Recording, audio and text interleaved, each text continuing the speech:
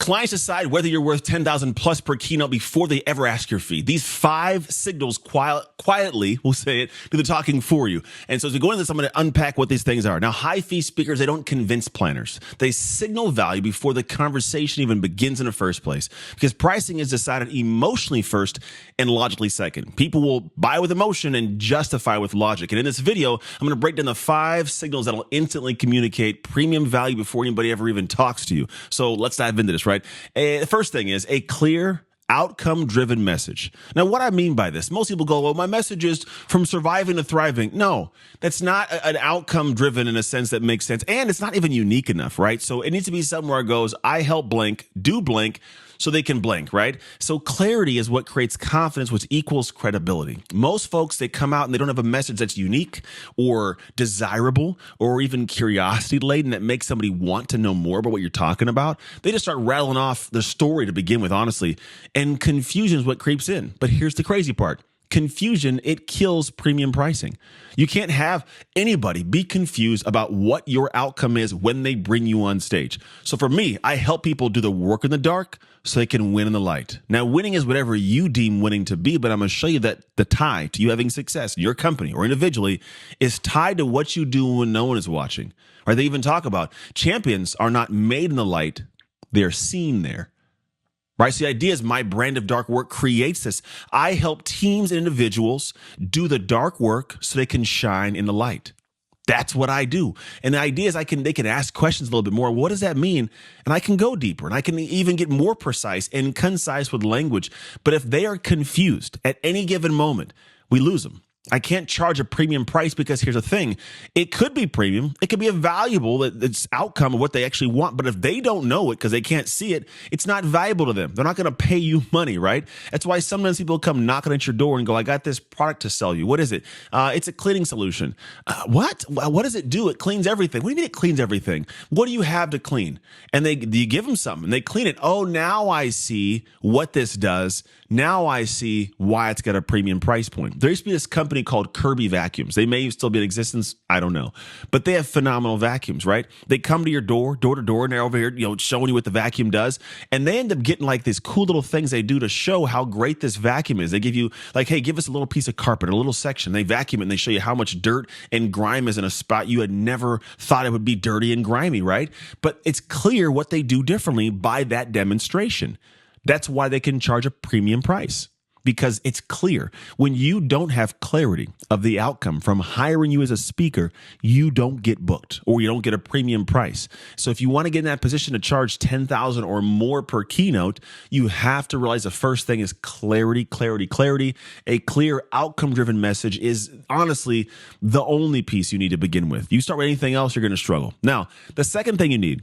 Hey, I hope you're enjoying this video right now. Now, I want to let you know that I developed a speaker quiz that reveals what your speaker type is, the strength of your type, and more importantly, how to capitalize on that type to build an impactful and income-producing speaking business. To get this quiz and take it and get the information you need, simply hit the link you see below in the description, or you can wait till the end of the video to head over and check it out. All right, that's it. Let's get back to it. Is a proprietary framework. Right? If your outcome is a desirable outcome, it's a promise that they want to have accomplished. They want to get there, right?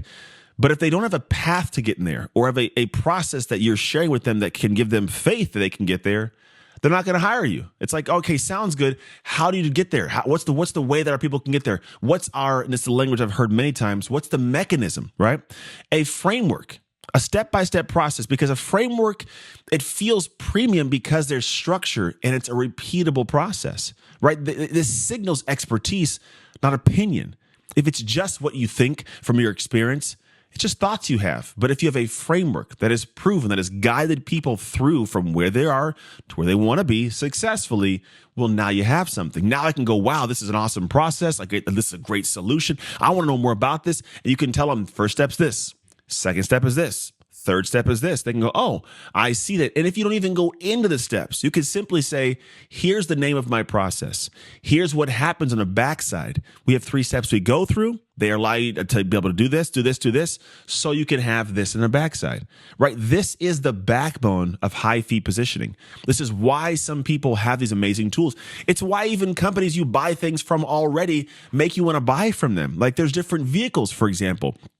that have these tools and these things built in. 4x4, like Audi has Quattro, right? BMW has, I believe it's, what is it called? I can't think of what it's called off the top of my head for some reason. X-Drive, right? BMW has X-Drive. Mercedes has 4MATIC, right? It's all the same stuff. It's four-wheel drive, right? But the unique name makes it special. Their own process or mechanism or way to get that result you're looking for, they have it in ways that other people do not. And so for you, the idea is to go, what is my mechanism? What is my proprietary framework that I can give language to that's the backbone of everything? Because the promise is the lead horse. It's great. But how do you get my people there reliably? Based off your opinion? No. A process? Yes. That's the second thing. Third thing, professional digital presence. Yes, a speaker page, a story reel, testimonials, messaging alignment, making sure that what your actual brand is matches your branding. They are two different things. And so when you come forth and present yourself, if you look like a $1,000 speaker but try to charge $25,000, you're screwed. Because you're not going to have somebody look at that and go, that makes sense. It's going to be like, no, this doesn't make sense. That looks pretty crappy. There's no way I'm paying you that. Reality. This is a truth, by the way. So sloppy assets, they undermine even great speakers. Premium clients, they expect premium presentation. You are a representation of their brand.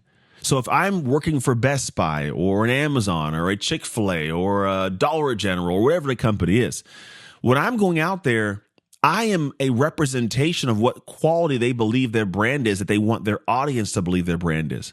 If I do not have it put together, if they don't see me online and go, this guy's polished, they're going to think that I'm undermining their brand. They're not even going to put me in front of anybody. The idea is if you want to be seen on a big stage, you must be seen as credible enough to be on that big stage. It's not how much followers you have. There are people that don't even have a lot of followers, but they are polished. And they have a unique message and a framework, and they look the part, they get the booking. It's not rocket science, but most folks, they try to just bypass this or work around it or think that they can just talk to someone and get there. No, they're vetting you and engaging based on what they see. No one ever notices if it's clean, if it's at the par.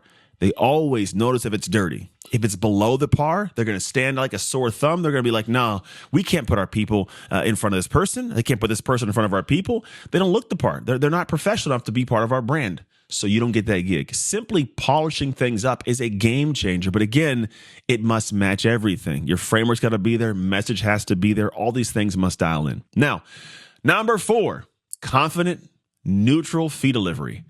That means when somebody goes, what's your fee? Just state it. Don't over-explain it. Don't apologize for it. Calm delivery communicates certainty to people. How much do you charge for a keynote, Anthony? My fee is $25,000 plus $2,500 travel. I have also inclusions that come along with that allow me to do things before and after your event to make sure you have the best event possible. But that's my fee. That's it. I don't go, I know it's kind of high, but if it's in your budget, let me know if it works for you. None of that. Here's my fee. You've already seen the rest of it. It looks polished. $25,000 is my keynote fee. I deliver amazingly in everything I do to where I get thanked for coming out to speak to people and getting paid that. Because they've been paid, someone's been paid in the past that fee and not met the standard, right? So the idea is when you communicate your value, just say it. How you say the number matters as much as the number itself. If you don't come across as if you believe it, why would they?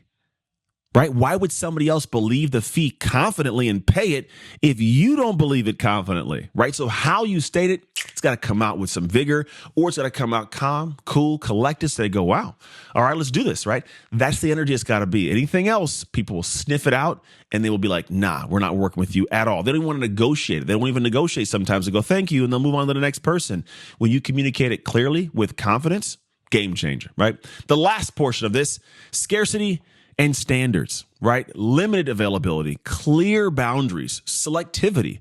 What I mean by this is when people ask my fee, I go, yeah, my fee is, we can talk about that. But first, let's figure out if I'm available for the date that you have your event taking place. So I'm already going to go and I'm going to a point where they go, oh, wow, like check his availability. Maybe he's in demand enough to where like I'm going to be able to get him. But then they say, here's the date. I go, oh, you know what? I actually can go to that event. I have an event the week before and one the week after. I only do 24 per year.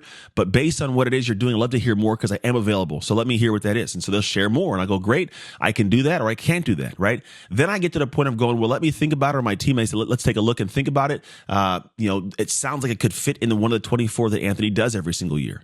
So that's a little bit of like a scarcity, a little bit of like, wow, I want to know if I can get into this. And that's a big piece of it, right? Demand is communicated through behavior, not hype. Not what you talk about or how great you say you are, but through demand, like through actual behaviors you have of how you show up, the questions that you ask. If people think that you don't just go to anybody, they're going to try to vie for your attention and vie for your availability, which is a good thing. Now, you're not faking it. You're not lying to anybody, but genuinely just talking in that manner, like, let me see if I'm available. You are seeing if you're available, right? I only do 24 speeches a year. So what are my maxes? So I'm going to take a look and go, let's see if this fits as a speech that I would want to go to. Is it the kind of group I think would be a good fit for my message? Are you guys a professional company? Like, does it all fit and does it work well? If it does, let's talk about it, right? And if it doesn't, that's okay. There are a bunch more opportunities out in the world. That's what you got to pay attention to. Now, here's the thing. Clients do not pay $10,000+ per speaker because you simply ask for it. They pay that because you signal very long before you even ask, or they even ask the question. You have to have things that lead in front of you so that when they hear the number, they're not shocked by it. You have to know what your fee is, how to communicate it, and have it communicated well before they ever ask. They should show up and go, in their head, this is not going to be a cheap speaker. Done properly, that means they're already ready to hear a higher number. Let's rock. And then all of a sudden you're in a better conversation. Now, if you want help to install these signals into your speaking business or the systems and the process, the assets, all those beautiful things, that is what we do. My company is called Speak to Freedom. We teach people how to do what I just said, speak to a life of freedom. If you want that, go to speaktofreedom.com. If you just want more information to hang out the fire on the fire we call it and keep warm, which is the videos that I post, simply stick around and I will see you in the next video.